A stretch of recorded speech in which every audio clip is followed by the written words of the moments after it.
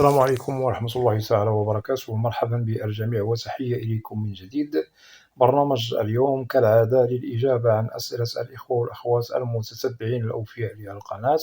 وبالنسبة للإخوة الذين لم أدرج أسئلتهم في برنامج اليوم، أعدكم إن شاء الله بأنني سوف أدرج أسئلتكم في البرنامج المقبل، متمنيا للجميع التوفيق والنجاح والسداد في حياتكم. وقبل البدء في البرنامج لا بأس أن أشكركم جزيل الشكر على وفائكم وصدقكم واحترامكم وعلى تفاعلكم معي ومع القناة، متمنيا أن أكون دائما عند حسن ظنكم جميعا، وبالتوفيق للجميع. ولا تنسوا أن تشتركوا في القناة. أبدأ بالسؤال الأول من طرف الأخ حسام حسن، يقول: هل استمارة DS 260 لها موعد نهاية؟ وبفعل الموقع لا نستطيع التسجيل عليه. أنا أعرف أن المقابلات والنشرات تبدأ في شهر أكتوبر.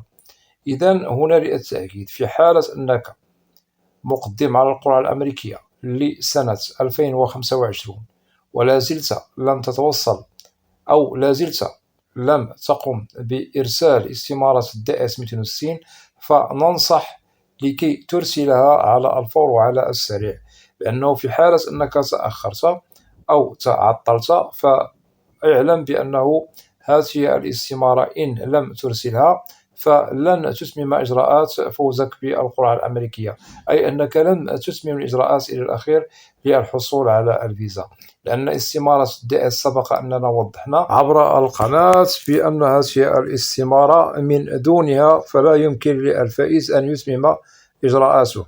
أتمنى أن تكون هذه النقاط واضحة. إذن لازم أن تقوم بإرسال هذه الاستمارة قبل فوات الأوان، لأنه لم يتبقى إلا أسابيع قليلة وسوف تنتهي المدة المحددة لإرسال استمارة DS إلى مركز كسسي بالولايات المتحدة الأمريكية. وإذا أردت أن تستفيد أكثر وأكثر عن هذه النقاط التي وضحتها لك كجواب بالمختصر المفيد، ممكن أن تقوم بالعودة إلى برنامج عبر القناة وضحنا فيه موعد المحدد لنهاية إرسال استمارة DS إلى كسسي، وسوف تستفيد أكثر وأكثر. وبالطبع الأخ كما تفضل قال بأن الموقع لا يستطيع التسجيل فيه لكي يعرف يعني المقابلات والنشرات. إذن هنا الأخ الكريم، بالنسبة للنشرات تتابعها يعني عبر الموقع التابع لوزارة الخارجية الأمريكية، لن تحتاج منك يعني التسجيل أو أشياء لمعرفة رقمك هل صدر في النشرة الشهرية بنعم أو لا أخي الكريم. وكذلك وضحنا الموقع، أي رابط الموقع وضعته قبل يعني أيام قليلة عبر القناة، موقع ظهور أو إصدار نتائج أو إصدار أرقام الفائزين بالقرعة الأمريكية. وهؤلاء الذين تصدر أرقامهم هم معنيون بالتوصل برسالة الموعد والمقابلة سواء عن قرب أو عن بعد. وقمت بتنزيل برنامج ممكن أن تقوم بالعودة إليه، شرحت وفصلت فيه النشرة الأولى لشهر أكتوبر التي تتعلق بفائزو DV 25، وإن شاء الله ممكن أن تقوم بالعودة إليها لكي تعرف هل رقمك من ضمن الأرقام التي صدرت في النشرة الأولى والتي تخص فائزو DV 25. انتقل إلى أخ طرح سؤاله بالإنجليزي، ولا بأس أن نقوم بإدراج السؤال لكم بالعربية لكي تستفيدوا من سؤال الأخ عماد. يقول بأنه قدم للأبناء أعمارهم 21 سنة في 3 من شهر ماي 2022، ويقول بأن الملف لدى National Visa Center أنفاسي ولاية كاليفورنيا. إذن هنا الأخ الكريم، إذا قدمت للأبناء والذين هم أعمارهم 21 سنة بولاية كاليفورنيا، والملف بالطبع هو في المرحلة الثانية لدى National Visa Center. المرحلة المبدئية كما يعني استنتجت بأنها مرت بسلام. الموافقة توصلتم لها من طرف مركز الهجرة والمواطنة. إذن الملف لدى National Visa Center. لدي سؤال لك، هل قمت بتكليف محامي هجرة للاشتغال على الملف أم أنك قدمت فقط الملف لوحدك بدون استعانة بمحامي هجرة. إذا هنا أخي الكريم، بالنسبة لأعمار الأبناء 21 سنة إن شاء الله خير، سنوات قليلة ليست بالطويلة، ممكن إن شاء الله إجراءاتهم تمر مرور الكرام بخير وسلام. ولكن لازم أن توضح لنا بالنسبة للأبناء، هل هم متزوجون أم غير متزوجون؟ كذلك أنت ممكن أنك هو الأب، هل لديك الجنسية الأمريكية أم لديك الجرين كارد فقط؟ إذن هذه الأسئلة التي سألتك عليها لازم الإجابة عليها بالطبع بالواضح، لكي أجيبك بالواضح أكثر وأكثر في البرنامج المقبل. وبالتوفيق أخي. أنتقل إلى أخ يقول: يا كابتن، أخت زوجتي تحمل الجنسية الأمريكية، وعملت طلب لم شمل لأختها وهي عزباء قبل 13 سنة، والآن جاءت يعني الموافقة وتم تحديد موعد المقابلة بجيبوتي، وصارت متزوجة ولديها بنت. هل ستكون هناك مشكلة بالمقابلة؟ وهل عندما تم قبولها سوف تسافر مع ابنتها وزوجها أم هي فقط من تسافر؟ إذن هنا استنتجت بأن أخت زوجتك بالطبع قدمت لأختها منذ فترة يعني سبقت على لم شملها إلى الولايات المتحدة. بالطبع أختها حاملة للجنسية الأمريكية. الحالة الاجتماعية التي كانت عليها زوجتك الحالية كانت عازبة عندما قدمت لها أختها، ولكن الحالة الاجتماعية قد تغيرت. بالطبع عند التقديم قدمت وهي عزباء، حاليا هي متزوجة ولديها بنت.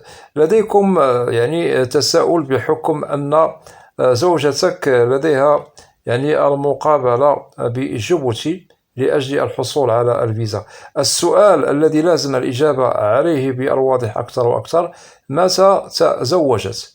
متى تزوجت زوجتك بك؟ يعني التاريخ، لأنه الحالة الاجتماعية السابقة عزباء عند التقديم. عندما تتغير الحالة الاجتماعية لازم هنا على الشخص المعني والمقدم له على لم الشمل إلى الولايات المتحدة أن يقوم بإدراج جميع البيانات الجديدة. في حالة أنه تزوج لازم أنه يضع معلومات وبيانات جديدة بأنه تزوج. في حالة مثلا ازدادت له بنت أو ازداد له طفل، كذلك لازم إضافته في استمارة الدائس. أخي الكريم، الحالة الاجتماعية قد تأخرت، ولكن هنا للتأكيد لازم أن توضح لي أخي الكريم متى تزوجت بك يعني زوجتك التي هي مقدم لها من طرف أختها بالولايات المتحدة. سوف توضح لنا التاريخ بالضبط، والبنت متى ولدت البنت، وكم هو عمرها الآن. إذن هذه الأشياء لازم الإجابة عليها على الفور أخي، وإن شاء الله ممكن أنني سوف أجيبك في البرنامج المقبل. ليس هناك من مشكل، ولا بأس أن توضح لنا جنسيتكم، من أي بلد أنتم أنت والزوجة. الأخت التي قدمت على لم الشمل لأختها، كم يعني الولاية التي تقيم فيها، وهل قدمت عن طريق محامي هجرة أم أنها قدمت لوحدها؟ ونؤكد من جديد، الحالة الاجتماعية التي تتعلق بزوجتك قد تغيرت من عازبة إلى متزوجة ولديها حاليا بنت. إذن هناك أشياء لازم توضيحها من طرفكم، وإن شاء الله سوف أجيبكم في البرنامج المقبل، وبالتوفيق. ننتقل إلى السؤال الآخر من طرف الأخ محمد الزرزوري، يقول: شكرا لك أخي على المعلومة. العفو، أنا من المحظوظين بالفوز بالديفي 25، ولا زلت أنتظر الجواب. هل بدأت إجراءات الديفي 25 أم لا زالت؟ إذن هنا للتوضيح وللتأكيد، بالنسبة لإجراءات القرعة الأمريكية لسنة 2025 ابتدأت يعني بإصدار يعني النشرات الشهرية. بالطبع النشرة الأولى صدرت، وسبق أنني وضحت الأرقام التي تتعلق بالفائزين الذين هم معنيون إن شاء الله بالمقابلات مستقبلا عما قريب. ممكن أن تقوم بالعودة إلى هذا البرنامج لكي تستفيد أكثر وأكثر، ولكي تعرف هل الكاس نمبر الذي يخصك أو الرقم الذي يخص فوزك صدر في النشرة بنعم أم لا. ولا بأس أخي الكريم، لكي نوضح لك أكثر وأكثر، إجراءات DEFI 25 أي استقبال الموعد والمقابلات سوف تبدأ في أكتوبر المقبل، أي شهر 10 من سنة 2024. بالطبع هنا المواعيد والمقابلات تسبقها النشرات، ثم الأرقام التي تصدر أصحابها يتوصلوا برسالة الموعد والمقابلة، ثم يبدأوا بالاشتغال على ترجمة الوثائق وأخذ موعد مع الطبيب. ثم من بعد هذه الإجراءات تأتي المقابلة، وهي الفصل والحسم للحصول على الفيزا. أخي أتمنى أن يكون الجواب واضح، ومرحبا بك.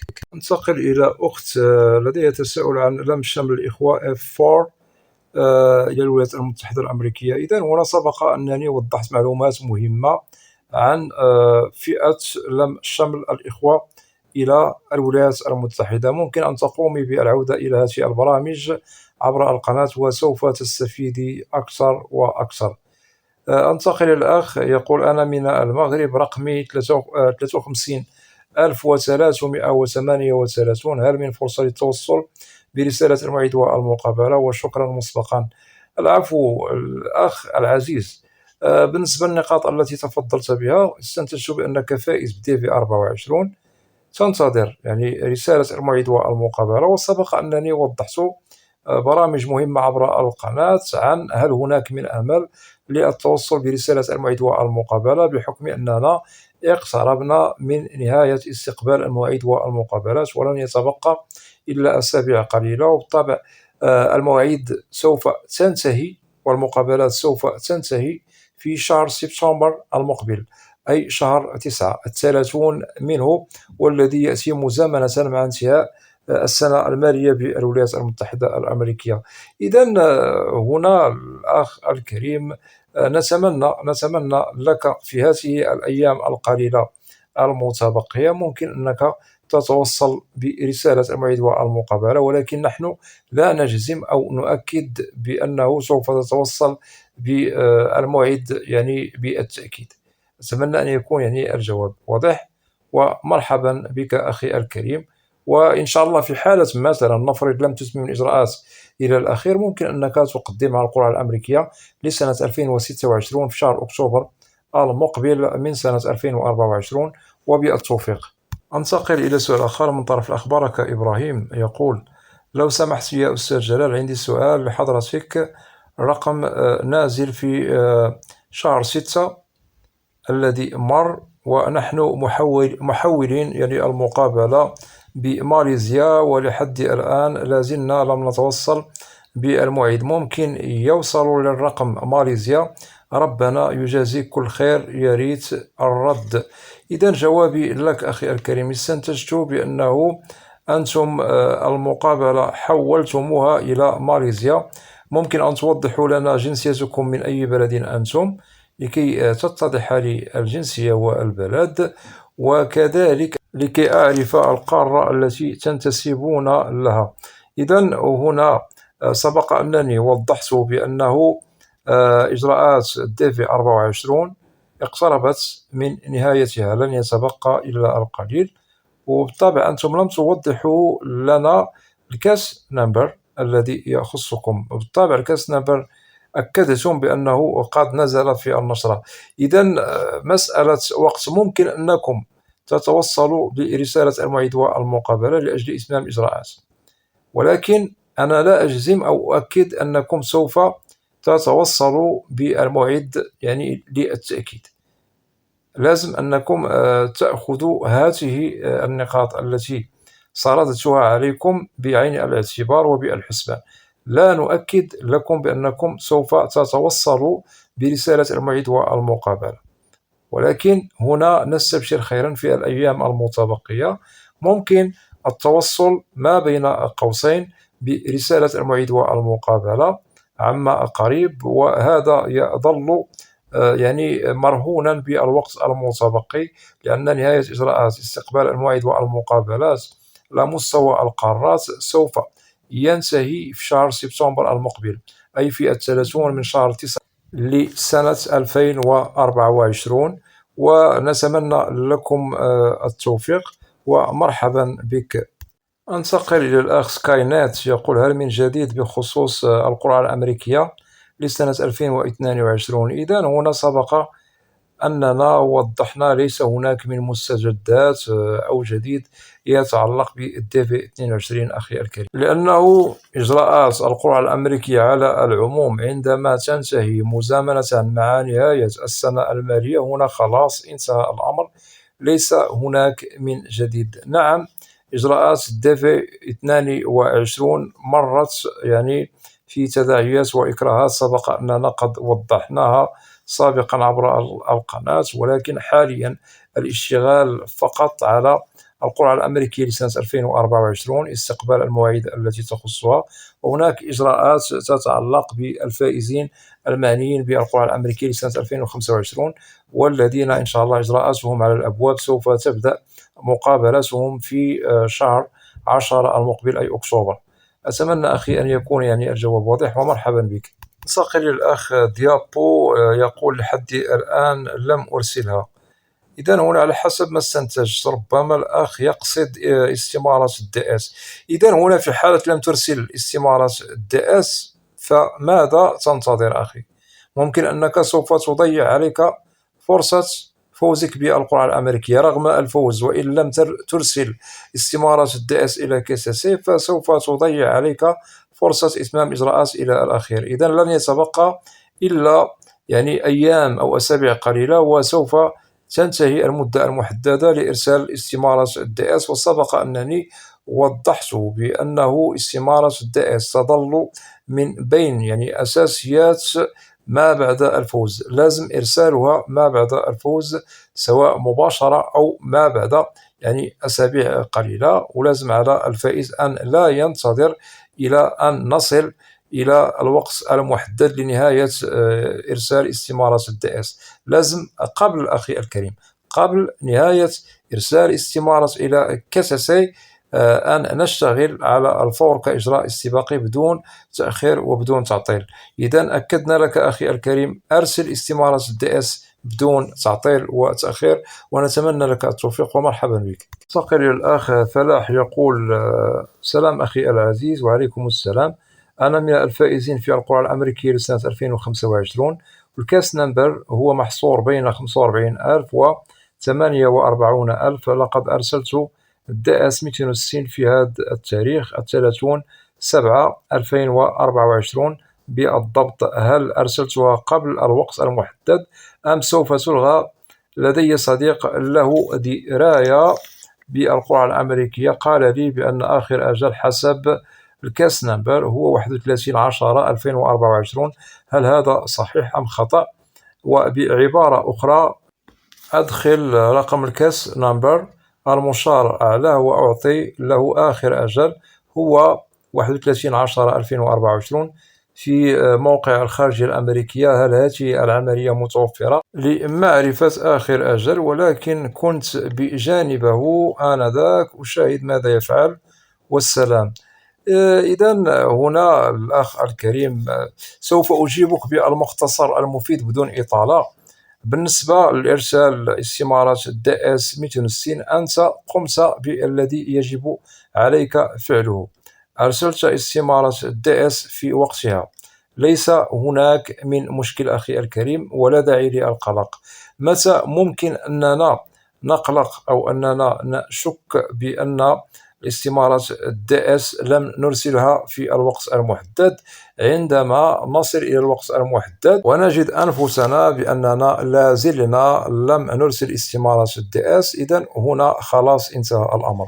أما أنت لقد أرسلت استمارة الدي اس قبل أن ينتهي الوقت المحدد رغم أنها متأخرة بعض الشيء، فلا داعي للقلق، هي مقبولة منك، فما عليك إلا انتظار إن شاء الله الكاس نمبر الذي يخصك يصدر في النشرة.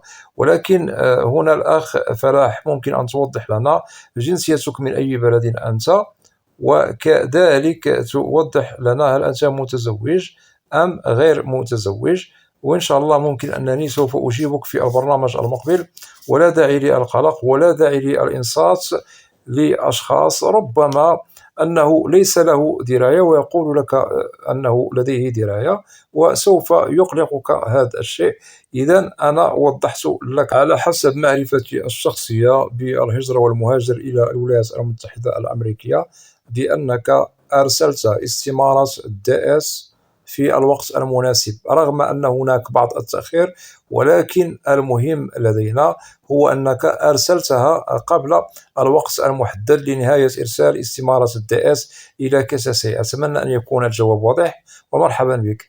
أنتقل إلى السؤال الآخر من طرف الأخ زكي هشام، يقول: السلام عليكم أخي جلال. وعليكم السلام. أود سؤالك أن أخ زوجتي أراد أن يقدم على فيزا سياحة لأمريكا، لكن تخوفه هل لو أخذ فيزا ستؤثر على ملفه الذي قدمت له زوجتي الحاملة للجنسية الأمريكية على لم شمل الإخوة، وذلك منذ 2019. وشكرا لك الأخ زكي هشام للتأكيد.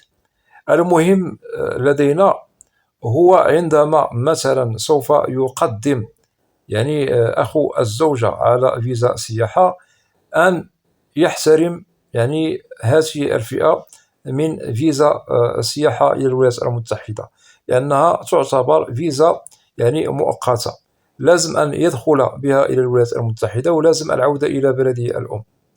للتأكيد من جديد يحترم المدة المحددة كفيزا مؤقتة للدخول إلى الولايات المتحدة، تخول له هذه التأشيرة الإقامة المؤقتة وعليه العودة إلى بلده الأم. هذا إذا أراد أن لا يتأثر ملفه المقدم سابقا منذ سنة 2019 والذي يتعلق بلم شمله من طرف أخته أي زوجتك، لأنه في حالة أنه خرق هذه التأشيرة داخل الولايات المتحدة الأمريكية، أي أنه أقام بها فوق من المدة المحددة، بالطبع الملف المقدم له سابقا سوف يتأثر، ممكن أنه لن يتم بخير وسلام، وبالطبع ممكن أنه لن يتحصل على فيزا لم الشمل مستقبلا. وإن احترم هذه التأشيرة كمكوث وإقامة لمدة محددة وعاد لبلده الأم أي بفيزا سياحة، فإن شاء الله أموره تمام، ليس هناك من مشكل.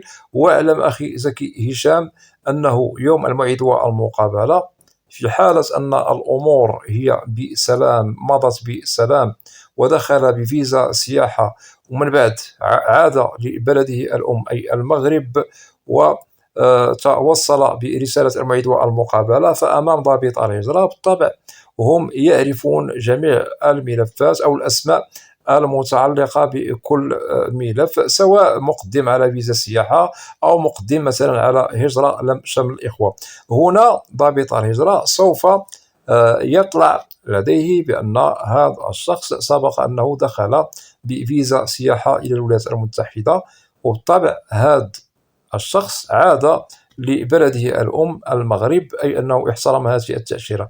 إذن هنا لن يجد تأثيرا يوم المقابلة، وبالطبع سوف يتحصل على فيزا لم الشمل، ليس بالمشكل. متى ممكن أن يؤثر أو تؤثر فيزا سياحة في حالة أن هذا الشخص المقدم عليها خرق أو كسر هذه التأشيرة بالولايات المتحدة ومكث فوق من المدة المحددة قانونا. أخي الكريم، أتمنى أن يكون الجواب واضح. وفي حالة أنه لديك سؤال آخر أخي زكي هشام فمرحبا بك دوما في القناة، ولا بأس أن تخبرنا بأوضاعك وظروفك الحالية بأمريكا. هل والحمد لله تحصلت على أعمال؟ وما هي أخبار الابن، لأنه لا زال هنا في المغرب، ونتمنى له أن يلحق بكم في أقرب وقت ممكن، وبالتوفيق أخي زكي هشام. أنتقل إلى سؤال آخر من طرف آخر، يقول: مرحبا أخي، أنا قبل فترة طويلة اتصلوا علي وقالوا لي أنت سجلت في هجرة أمريكا برقم أمريكا، بعده كلام قال لي أرسل لي $600. أنا ما أرسلت شيء، ما رأيك؟ أشكرك. رأيي هو أنه هذا الشخص في حالة أنك لا تعرف هذا الشخص وأنك ليس لديك صلة به أو علاقة، فهذا يعتبر نصبا عليك أخي الكريم. أنصحك بعدم أنك تتواصل مع هذا الشخص. فقط إذا أردت التقديم على القرعة فالتقديم مجاني، وفي الحالة أردت مثلا التقديم عليها مثلا ولا تعرف كيفية التقديم عليها، فممكن لك ذلك تذهب إلى مكتب متخصص للتقديم في القرى الأمريكية أو نادي انترنت، تقدم له مبلغا بسيط رمزي وسوف يقدم لك هذه الخدمة للتقديم على القرعة الأمريكية، لأن التقديم على القرعة هو مجاني. متى ممكن أننا نقدم يعني بالمال، والمال هو قليل، ليس هو 600 دولار أخي الكريم، بل مبلغ بسيط سوف نحسبه مثلا ب5 دولار أمريكي أخي الكريم، وممكن فوق بقليل. أما الذي قال لك أرسل لنا 600 دولار أمريكي لقد سجلت في القرعة، فهذا نعتبره نصاب، وننصحك لكي تبتعد على كل من ينصب هكذا أخي. أتمنى أن يكون يعني الجواب واضح، ومرحبا بك. وأكتفي بهذا القدر من الأسئلة، وأتمنى من الإخوة والأخوات الذين لا زالوا لم يشتركوا في القناة أدعوكم للاشتراك في القناة وتفعيل زر الجرس ليصل إليكم كل جديد.